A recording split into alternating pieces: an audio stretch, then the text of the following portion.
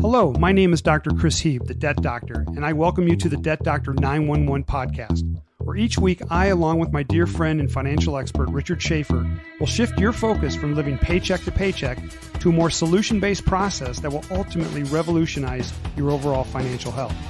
We will expose the hidden secrets about our financial system that banks and lenders never tell you about when it comes to getting rid of your debt and building your wealth.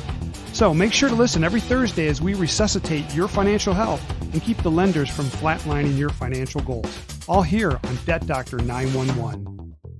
Well, hello, everyone, and welcome to Debt Doctor 911. I am Dr. Chris Heeb, the Debt Doctor, and alongside of me is my cohort in crime, Richard Schaffer. Richard, how are you today, buddy?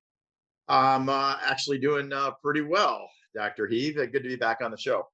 Yeah, it sure is. Hey, this show is once again a show to help you, the listener, better understand things going on in the financial world. And God knows there's a lot of crap going on right now that we need to pay attention to. But it's also to give you insight into things that you can do to help yourself and your family when it comes to eliminating debt, building wealth, and really securing a solid future for you when it comes to money and finances. So today we're going to keep it kind of light. We're going to, maybe unpack some valuable information for you on this first segment of the show.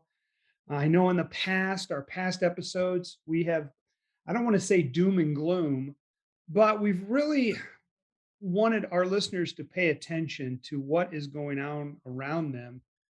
Specifically in the economy and things that we're seeing that, don't look good. So we're going to try to keep it more light today, maybe give you some things that you can actually do, start now before the end of the year, so that when January does roll around, you are off and running and really starting to make changes in your financial situation. So, Rich, that was a lot I just said there, man. Well, one thing I will extract from that I think is important certainly is, it's not about, hey, just don't procrastinate and all the same beating the drum conversation we've all heard our whole lives. But, everything takes a while to get in motion. And I think sometimes just through life or busyness or laziness or procrastination, we all lose sight of that. And so one of the things that's important is here we are coming into, with the first week of October, the fourth quarter of the year. And before you know it, in a blink, Chris, we're going to be at Thanksgiving, Christmas, New Year's, and you're already going to get started. People starting to say, well, get with me after the first of the year. Okay, well, please tell me fundamentally what's going to be that much different January 1st than today, right? Guess what? Kids are still going to get sick. There's still going to be crazy things going on in the world and politics and life. People are still going to get sick and die. They're still going to get a flat tire. The car's still going to break down. Washer's still going to quit. Life doesn't stop. And it's imperative that we really start beginning to make the timing right, because time is not on our side. On the other hand of the equation, the time value and the impact and the benefit of making decisions can benefit you for a lifetime. So it's one of the things I've preached my whole life, my family, my friends, and we're really going to start drawing more and more of a spotlight on that very topic, Chris, in a great number of different ways in the upcoming weeks. Yeah, no, I totally agree with you. Reminds me that unfortunately I didn't have the winning Powerball number last night. Oh, it figures again. Yeah, that would have been $497 million if I would have took the lump sum. You're better off. That would you'd have to count all that money. It's be such a hassle. Imagine if you had to think about what you were going to do with that money till the end of the year. I will mention something about that though. I was reading something recently about what you actually end up getting, right? Whatever the winning numbers were regarding the other lottery a month ago. And it was something 460 some million, something crazy. And of course, the lump sum brought that down to 350. And then there was the high tax rate. And then there was other state. When it was all said and done, somebody would end up with about 150 million out of say 450, a third, basically. Now, of course, that's a good problem to have, you think, but that's not even the point. It's that once again, something that's even meant to be sort of, charitably orientated in concept is gamed against us. something like, so where does that 300 million go that you don't get? Right? Wasn't it go? It's supposed to go to schools. Wasn't that always the story we were told way back in the day to justify the lottery? It's all going to go to schools. Oh, what a bunch of crap. All what happens is now the government gives less funding to schools, so they just use this new money to subsidize the apart there. It all just goes back to the government. So unfortunately, I'm not anti-government, anti-big business, anti-banks, but it's really important that we understand that unfortunately all the systems, Chris, literally when it comes to money, are rigged against the average person. Yeah, you're absolutely right. And I just read a recent article. I saw it in the New York Times or New York Daily Times. Um, it's costing us now, the average American family about $175 a month because of the escalating inflation, or close to $2,100 a year. Think about that for a minute. Hmm. Since the beginning of January of this current year, that's how bad inflation has got, and it's costing us an extra 175 per month. Now, some of you may think that $175, per month is not a big deal, but let's put that in perspective. That could be 1 month's worth of cell phone charges. That could be 1 week of groceries. That could be activities, going out to dinner, family event. I mean, this is Yep. getting insane. And what has really changed? What has freaking changed since January? You're That's kind of a loaded question. I don't know if I should step into that one or not.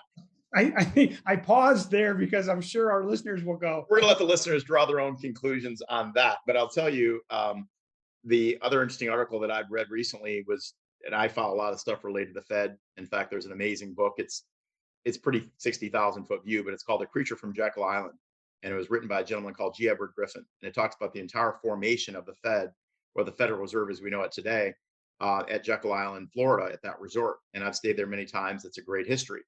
But one of the things that I follow some of these, back end sort of indexes and research information, and it said the key inflation has hit a 30-year high. So to put better perspective, 175 or even 2 grand a year may not sound as impactful. Although for a family of making 60,000 a year, 3% of their income just got evaporated.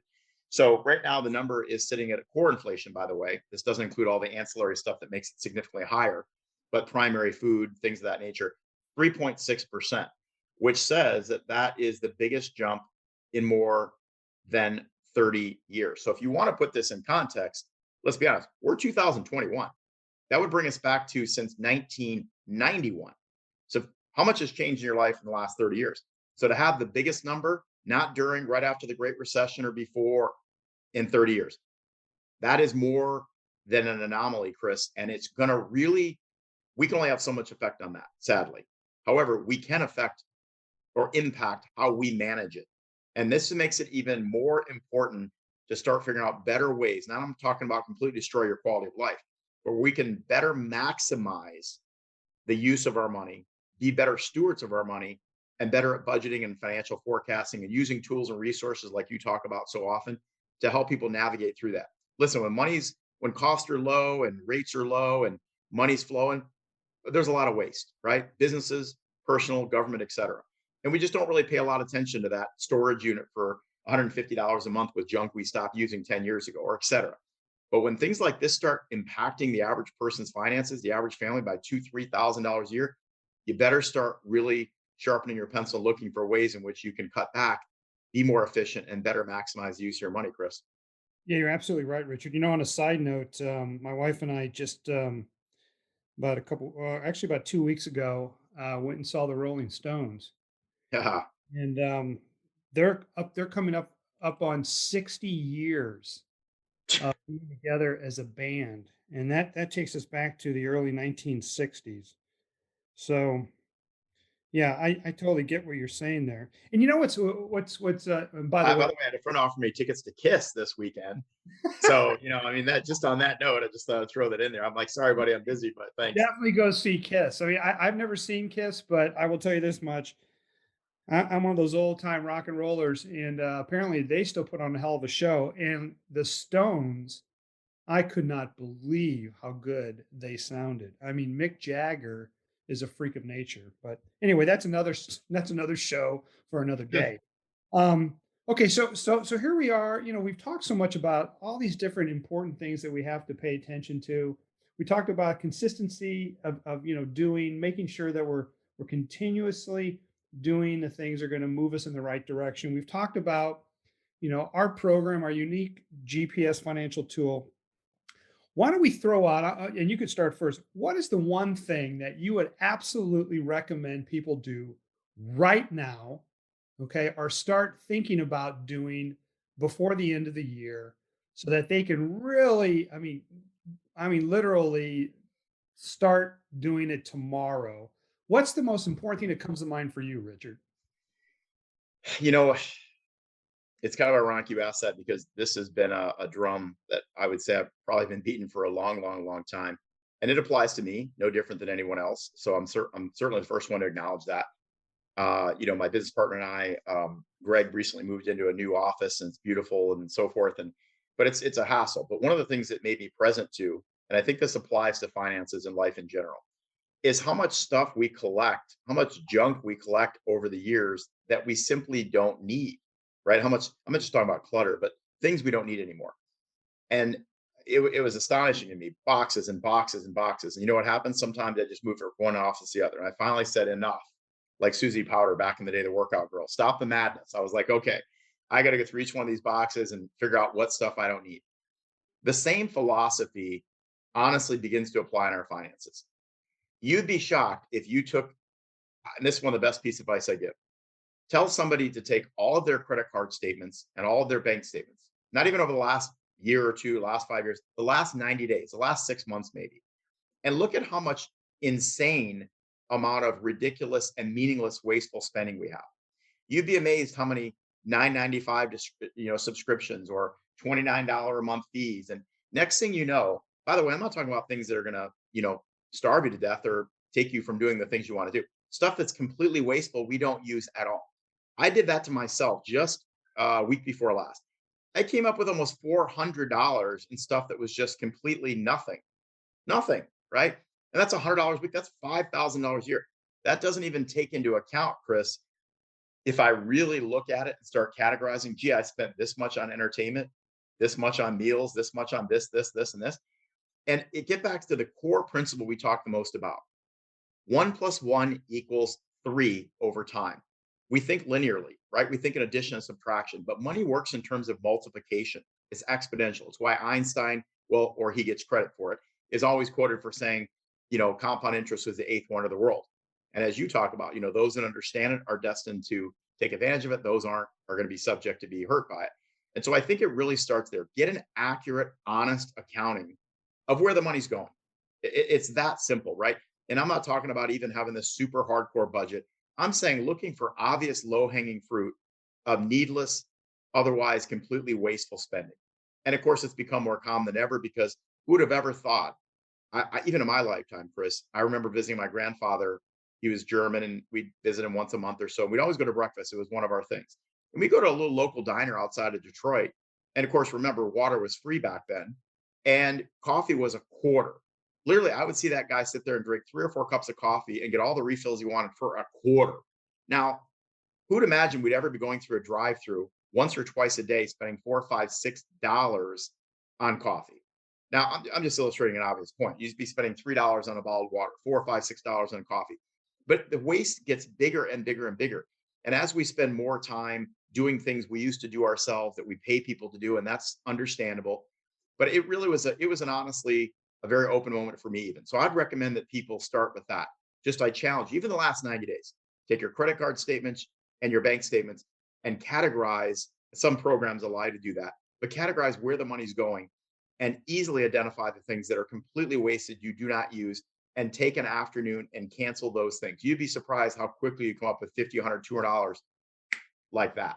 And you'd be amazed how powerful when you understand using the solutions we talk about, Chris, and this financial GPS and wealth building strategies, how a dollar can turn to 3, 4, 5 in the next 5 years, or canceling out interest makes such a big impact. And that's really how we're able to take those small dollars and help leverage them to make a really big impact for the average family.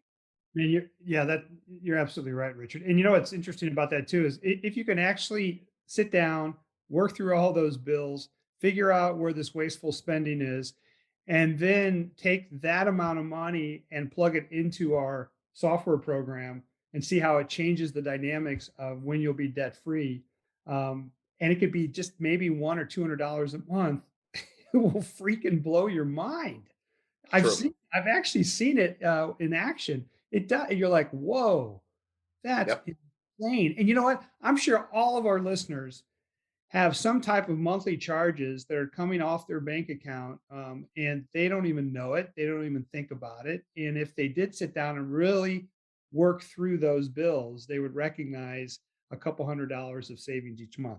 Okay, so let me go on to mine because mine's kind of a two-part thing.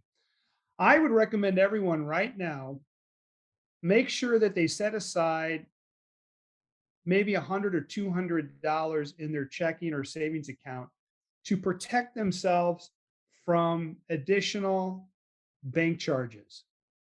Okay. I know a lot of people have a lot of money that's moving in and out of their checking accounts, and they may not have a savings account that's attached to their checking account that automatically pulls money out of their savings into their checking accounts when they hit below zero balance.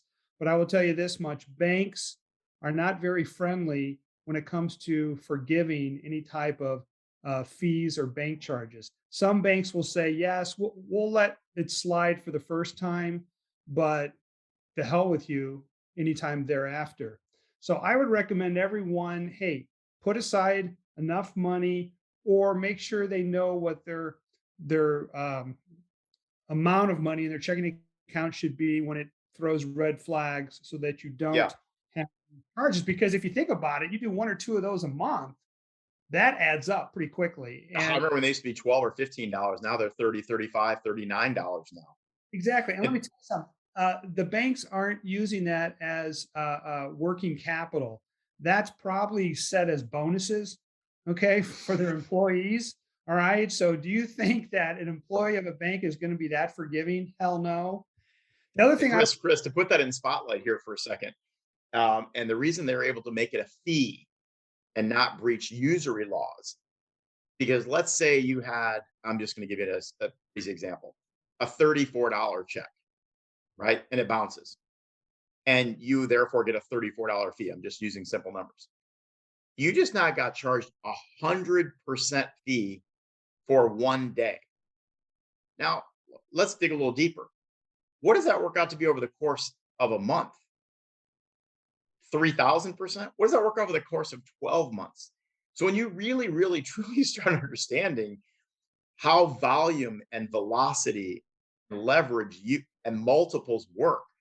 Here's the point though. We're not vilifying the banks. We could complain about that all we want, but we could have just managed it better and not bounced it. But the point behind it is we talk about this all the time, Chris. Imitation is the greatest form of flattery. How do we help our clients replicate and imitate, if you will, these very same strategies to their advantage instead of the banks? And I think honestly, that's one of the things that we've been proven to do really better than just about anyone else. yeah, I agree. The second part of my recommendation would be to pay yourself first. Okay. And I know you've talked about this before, Rich, but I like to follow the 80-20 rule. I think it's more doable. There's a lot of other ones out there. Um, but the 80-20 rule is real simple. You basically what you do is you simply take 20% of your paycheck and you deposit it directly into your savings account. The rest is yours to spend however you want, to pay bills, do whatever you want. But I think that's a great thing to start right now and see what happens. The trick for this plan is to set it up automatically so it's withdrawn, and it's put into maybe a savings account. Because the money is immediately placed into a separate savings account, it's like you never had it, you've never spent it in the first place. You might even want to set up as direct deposit. But what do you think about that, Rich? I really believe in that. In fact, it's probably the most core of all principles besides things as basic as the rule of 72, the banking rule of 72, the time value of money, compounding, dollar cost averaging, all these things. But paying yourself first is as simple as saying you pay yourself first and you spend what's left. You don't spend first and save what's left because guess what will be left? Nothing. It's a little like self-care. It's a little like a lot of things, if you don't prioritize. I think we've all seen that example as a kid. You might have seen it in college, Chris, where a professor takes a jar and he puts it's sand and it's water and it's marbles, right? And he puts in the sand first, then the water, and the marbles don't fit. He puts in the marbles first, and then the sand slides between the crevices and the water, it all fits. So it's all a matter of priorities. What do we prioritize first? And listen, at the end of the day, you are more important than your local bank. You are more important than your creditor. You've got to make sure that nobody's looking out for you but you. You've got to prioritize that. So either follow a philosophy of 80-20, 90-10, or simply come up with a workable amount of available discretionary income, Chris, based on the stuff we talked about, looking at your budget, looking at your expenses, and so forth, and come up with that. I don't care if it's $100 a month or two or three or four, or whatever the amount is, but you absolutely positively the first of every month set aside that money for you first, and then you find a way to make sure that you budget and direct and pay everything else. But if you don't, it's all about that philosophy. Get out of loanership of your money and get into ownership of your money and control and leverage so you can control the benefit for yourself. That is awesome information, Richard. Thanks so much. Hey, listen, everyone, we'll be right back, and we're going to answer some questions that our listeners have submitted. So just hang tight for a few minutes. Hey, it's Dr. Chris Heave, the Debt Doctor. Are you living paycheck to paycheck and burdened with overwhelming student loan debt, other debt, and financial uncertainty? Are you frustrated that you cannot seem to get ahead, hopeless that your financial predicament will never improve? Well, you don't have to live this way anymore. Let me ask you a crazy question. What if I could show you your exact debt-free date and how much time and money you could save without refinancing or restructuring your loans and without changing your budget or current lifestyle? Wouldn't it be wise to give this offer a very careful consideration? Here's the next step. Go to moneymaxnow.com and schedule your free discovery call to see if you qualify for our program. That's moneymaxnow.com. It's free. Look, we have helped so many people overcome their financial challenges with our financial GPS tool, and we can help you. So take advantage of this offer. And welcome back to Debt Doctor 911. My name is Chris Heave, the Debt Doctor. I'm here with my co-host, Richard Schaffer. And we're going to answer some questions that some of our listeners have submitted to us. And I thought it'd be a good idea, Rich, to kind of go through a few questions here in our final segment today. I think it's important for our listeners to get engaged and involved in what we are doing. And this is a great vehicle to do that. So let me go ahead and scroll through some of these questions here, Rich, and I'll give you the first one so you can. Oh, goody. Okay, I'm ready. Okay, so let me see here. This comes from John. He's in Sacramento, California. And he says, my brother Bill told me that I could do this type of accounting on my own, that I really didn't need some sophisticated mathematical algorithm that you guys have been talking about. Is that Wow. true? I'm glad you Well, got that question because I don't want to touch that one. oh Lord. Well, with all due respect, this is, I won't say my favorite. That sounds perversive, but by far and away, my number one soapbox topic. Let me start out by saying this. I'm a huge believer in the human spirit. I believe most people can do just about anything, if they truly want to. However, let's be really honest. As my dad used to say, and you and I have talked about this, the road to hell is paved in good intentions. We intend to do a lot of things, but it requires a really honest look at what we actually do. Okay. And I'm going to give the simplest examples besides the technology, which I'll dovetail into in a minute. Listen, I don't know about you, Chris, or the people in this audience, but I'm pretty sure my life, much like a lot of people, are a whole boatload of things that I absolutely positively could quote unquote do myself for little or no cost whatsoever that require no degree of particular sophistication or education to do. Like, how many people have someone that helps to clean their house, or more specifically, cut their grass? I mean, I'm pretty sure most of us are more than capable of doing those two highly complex tasks. I mean, I started cutting grass at my house when I was like 7 or 8 years old. I'm pretty sure most adults could probably do it, or they could ship it off to their kids, right? How many people wash their own car? It's a pretty simple thing. Don't need a lot of sophisticated experience there. What about change your own oil? What about the gym? I mean, how many people need to spend 30 or $40 a month on a gym membership when you can do sit-ups and push-ups and run around the block for free? So the point is, we already spend hundreds, if not thousands of dollars each and every month on basic fundamental things that we could absolutely do ourselves. And by the way, save a boatload of money doing it. But why don't we? Well, number one, time, right? We have lives, we have jobs, we have family, we have responsibilities. So we exchange, and the people doing this for us, by the way, may not even do a better job than we could do, but we're willing to exchange money for time. That's number one, right? If we're all honest, it's an absolute fact. How many Isn't of you do your own taxes? isn't the name of the song by who the hell is that guitar player from England? I don't know if you remember. Uh, Page, what? No, no, not Page. I'm trying to. I'm sorry. It's- A lot of uh, people from England, man. Elton John, what are we talking about here? oh my God, here we go. Now I'm sorry, I got you off track here, but money for You nothing. got to that musical tirade Money earlier. for nothing. Money for nothing. I'm sorry. Oh, Money, and the chicks for free. Is that yeah. what? Who is that? Name that Uh, oh, now you're killing me right now. I'll remember in a few seconds. on TV, right? Yeah. I'm gonna remember it for here, and I got my brain off track here. But the point is, and great, thanks, Chris. Now I'm completely totally. So my point is, of course, we can do a lot of things on our own. Okay, but here's the deal, and this is I'm giving the human side of it and the financial side. Okay, I'm a pretty disciplined person. I've ran 6 marathons. I was trained to run, climb Everest last year before COVID. I'm a fairly disciplined guy. And I also have the unique advantage, certainly, of having 30 plus years experience in the financial industry. But even at that, I pay a number of people to do things I could do myself because I find either it's convenient or I can better make use of that time personally or financially speaking, letting somebody else do it. Now, how many people even do their own taxes, right? And we could go on and on and on. But here's the most important thing. Even if you could you? And even if you would, why would you want to if in fact there is something that could do it more efficiently? Now, we talk about financial GPS all the time.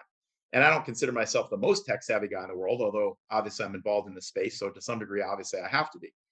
But in truth, I don't know, Chris, buying $1,000 or $1,200 smartphone so that it can do a bunch of stuff for me and make my life quote unquote more convenient when I'm a prisoner to it. And it includes things like GPS and all that beautiful stuff. Well, I don't know. Why don't we just use a rotary phone or a dial-up phone or a flip phone or use a map? Because it's either not as convenient, it's not as efficient, or simply we just don't want to or can't, right? So when we talk about money, though, everything comes down to a value proposition. So how much does something cost us? But it's not how much it costs us, Chris. It's how much it can save us or how much it makes us with time or money. It's always the time and money gamble. If we had an infinite amount of time, we'd probably choose to do a lot of other things. If we had an infinite amount of money, maybe we would. But the truth of the matter is, most people are walking that fine balance, most families, between having not enough money and having time, or not having enough time and having more money, et cetera, right? So our whole goal is how do we help best maximize every single available dollar every single day? Now, the reality is we get sick, we go on vacation, we get distracted, many things happen. Guess what? Technology can work 24/7, 365. So even if you could do something, if you missed one day or one calculation or one input, you're going to get smoked by technology every single time. So I think at the end of the day, that's a fool's gold right there, because I've been with some of the brightest people in the world, and I've been on Dave Ramsey's show, et cetera. And I have plenty of people say what they're going to do, but in reality, I don't know. Most of us are probably 2 or 3 ounces heavier than we were graduated high school. Well, why is that? Right? Because we can't always control what we put in our mouths, much less we do with the rest of our lives. So I think there are certain things that are undoubtedly worth leveraging professionals, experience, and technology. Not everything, but there are most certainly things that it makes a great deal of sense. And when it comes to making these kind of sophisticated financial decisions, there is absolutely no question that you're going to get a greater result and end up in a better place as a result of relying upon that kind of technology, Chris. Great answer to a important question. Here's another one. I'll give this a try. So Kathy from Boston, Massachusetts, sends in her question. She says, "Why the heck should I pay off my mortgage? You keep talking about accelerating debt payoff of all debts. Well, why pay off my mortgage when it gives me a nice tax deduction? Oh boy. Well, you know what? We hear this all the time, and there's a pretty simple answer. When you look at the numbers, um, the tax deduction is not worth the amount of interest you're paying in interest every year towards your mortgage. Period. The interest you're paying far outstrips any tax deduction you might be getting. It's like arguing that you should keep paying $1 to save a dime. Now, how many of you would do that? Okay, pay $1 to save a dime. It's not even close to being worth it. So, look, holding on to debt is not a good idea. What do you think, Rich? Well, again, it always comes down to the value proposition. And I just had a pretty interesting call I did yesterday with a pretty sophisticated financial group out west. And it gets back to one of the fundamental principles, Chris. We don't talk about this enough, honestly, right? It's interest rate is an important factor, no question, but it's not the only factor. And in some cases, it's not even the most important factor.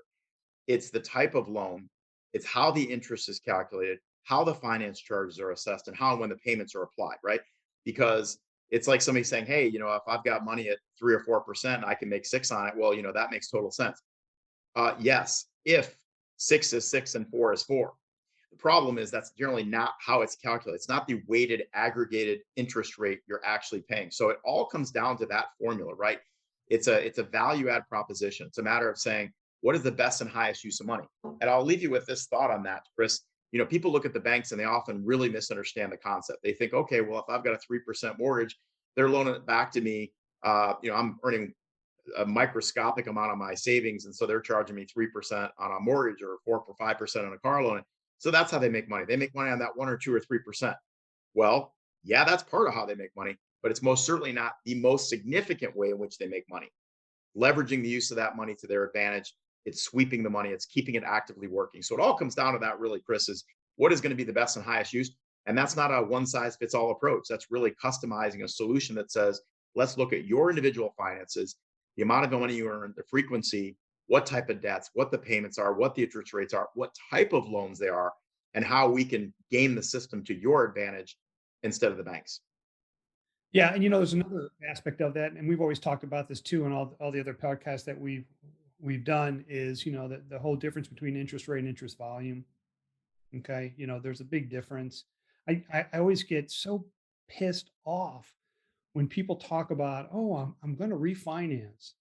And I'm like, do you even understand what you're doing? Oh, yeah, I'm getting a great interest rate. Oh my God, I'm going to save a couple $100s a month towards, the mortgage payment. And I'm thinking, but you're going to start over again.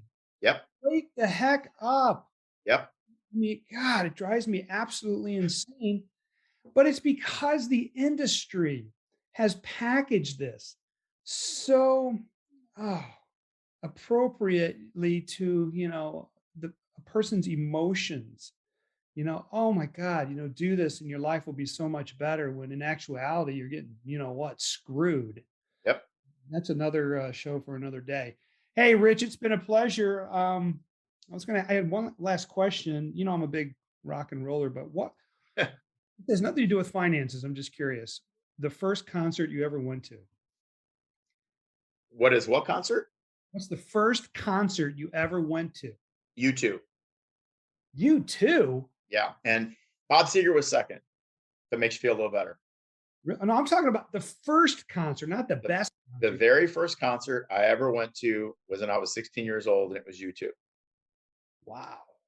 You can't, that's not like a newfangled band. I mean, they've been around a while, Chris. I mean, it might not be the Rolling Stones or Pink Floyd or, Beatles, but I mean, I'd like to say U2 is kind of First concert I ever went to, you know when it was, Richard? oh boy, CCR. I don't know. No, Triumph. Oh, well, there you go. That sounds about right. That was the most incredible concert Yeah, I've only ever. because it was your first. Well, You no. never forget your first, Heath. There was only 3 members in that band. 3. The guitarist, who happened to be the lead singer, the bass, and the drummer. And it was amazing. Not only Yes was my number 3 concert, but it yeah. was Anderson, Bruford, Wakeman, and Howe. Most people didn't know that. I still remember that for some bizarre reason. That's how old school we are. That's right, man. We're very cool. All right, everyone. Well, listen, we'll see you on the next episode of Debt Doctor 911. Hey, look, if you're interested to learn more about what we do, make sure you go to moneymaxnow.com. That's moneymaxnow.com. And just take the brief survey and set up an appointment, and we'll be happy to walk you through the steps on eliminating all of your debt and starting the process of building wealth. But until next time, Rich, it's been a pleasure, my friend. And look, everyone, let no debt remain outstanding except the continuing debt to love one. No, I'm not letting you in with that one. I'm making you come up with a new one. This is like Stay Classy, Sex San Diego. I'm making you come up with something different, Dr. Heath. That's it. I'm going to think one through, folks, and I'm going to come up with one for them. I promise you. Stay Classy San Diego? I'm just joking. I'm just saying it can't be like that kind of tagline. I'm going to come up with something better. Hey, you know what? I just watched yet again another the movie Step Brothers. God, that is the most funniest, one of the top 5 funniest movies I've ever seen. Are you going to pull a quote from that? I'm scared right now. No, I'm not, but I will in the next show. So everyone, I like Talladega Nights, where if you're not first, you're last. I think that's what happens in the financial world too. So if you're not first, you're last, or second place is first loser. All right, I'll talk to you. What an inspirational show we have. We're really building up America, Sure are, buddy. All right. Until then, everyone, take care and God bless.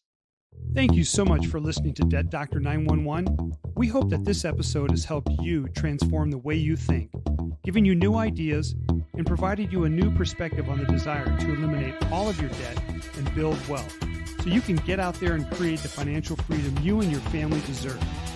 If you would like to know your exact payoff date and see what our program can do for you, just go to moneymaxnow.com to schedule your free payoff analysis. That's moneymaxnow.com.